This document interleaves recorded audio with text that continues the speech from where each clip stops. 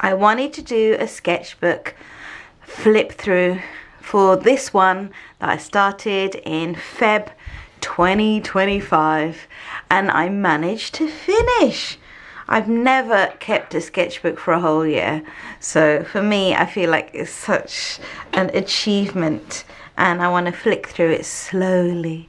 Anyway, so I started in Feb, and I had this plan to take my IGP 101 content and record it in this book, and then I put down the schedule. So that was the plan, but what actually happened is, yes, I started in Feb. I didn't follow the plan, just let it evolve, and I changed my style as I did it. So also I lowered the pressure for it to be pretty. I just did what I did, and I think that resulted in high creativity. Low pressure, high creativity. So initially, the first double page spread was me following my own tutorial, and that's an IGP episode 2, I think, that I did this in. So the drawing, the tracing, the tiling, and then the painting. I tested out some new paints that I'd bought in the January sales. I quite like how I did that, really nice and organized. And then some notes for analyzing patterns. So this was another IGP 101 episode 2. Maybe I should go back and write down which episodes they are. And then the actual painting for it. So this relates to this. However, I then inserted some sort of notes on, you know, what families of symmetry there are, the single families of symmetry, and then some 2 sets of symmetries, and then some key proportions. I think sometimes these things, I don't kind of articulate them, but they're really important to kind of just get your head around and categorize things. So I enjoyed getting that down on paper. And then actual March's pattern, the one that I was teaching in my workshops and on Patreon, so the paid content, I made lots of notes, and the reason why is because I did this session with Rajan Astho, and he had a lot of interesting facts about this pattern, and you can see there's lots of pattern families and angle work and all sorts of interesting things that I wanted to get down. Then we're on to April's pattern. I did it in 2 ways, once with tracing and tiling and once drawing it 9 times. So they're side by side. This was the first page where I went all the way to the edge. And I loved it. It's so shimmery and beautiful. So that was a really fun thing. Then again, April's pattern. Is this April's pattern? Yeah, I think it is. Let me just... Yeah, April's pattern. But what I did in this case is tiled it in one way and then drew it in another way, literally exactly the same as just I did the page before. That's really funny. Let me just check. Oh no, this was a related pattern. Oh, okay. So this was the paid one, and this was one of my free tutorials, and I did it 2 ways again. And then another IGP session, I think. Okay, the order is a little bit skew-iff. So this I did, and then I painted here. And this is a continuity of the paid pattern in April and how it can lead to so many different things. And this was another first of me doing this idea of layering and layering and layering to get it exactly as I want. But still, it's only half a page. I was thinking I need a full page. I remember that thought. Then some work on some circle theorems. This is really funny. I wrote down a note, fake chat to film in the park 19th September, because basically I recorded some footage in my local park of me drawing in the park on the bench. Never done that in my life. For a Turkish documentary, and it was fun. I just finished this off today, like I added some colour because it was completely blank. And I did that with a few pages, so I went back. So this is May's pattern, and I went back and added some colour to just kind of lift it off the page. Now this is May's pattern, but I spent the whole day doing this, and it was my first sort of double page spread, and I loved it. I loved creating this. And the colours are not typically ones I would pick, but I just let it grow and evolve.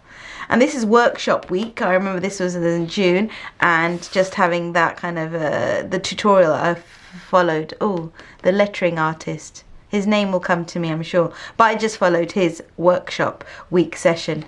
And this is another May pattern.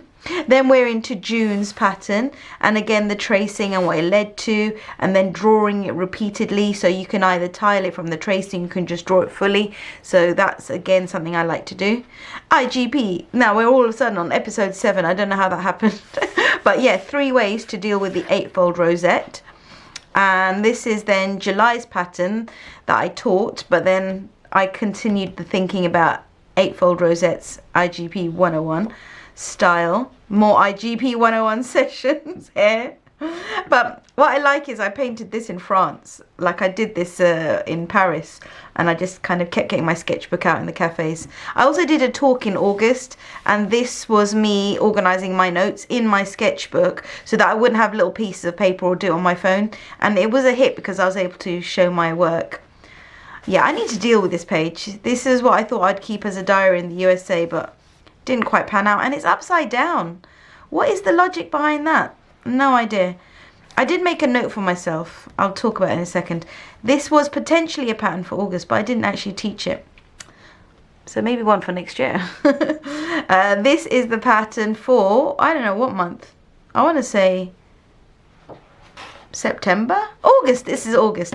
I did paint these on holiday in July in America.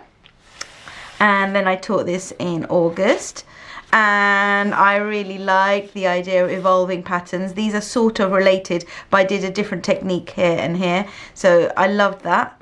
I saw a video by Liz Kiss Studio about how she does these beautiful hydrangeas, so I had to stick in the book, and I was listening to this audiobook, so I kept that.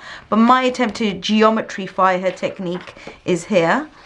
And then we're into August IGP session, and then again September has arrived, little dots and marks, and one of my most favorite pages, which actually wasn't that beautiful in the process but turned out amazing, is this one. And this is what I taught in September 25, and here's my tips. This page was blank, so I just did it just now earlier. And the tips are: keep the orientation of the writing consistent. Experiment, play, experiment, play and create. Low pressure, high creativity. For colour swatching, lay out and plan the page a bit better, and just start. This is the most important one. If you do, you have something to evolve and improve. If you don't, then you just have nothing, and you're just at the state of nothing, nothing, nothing. So always just begin, whatever it might be.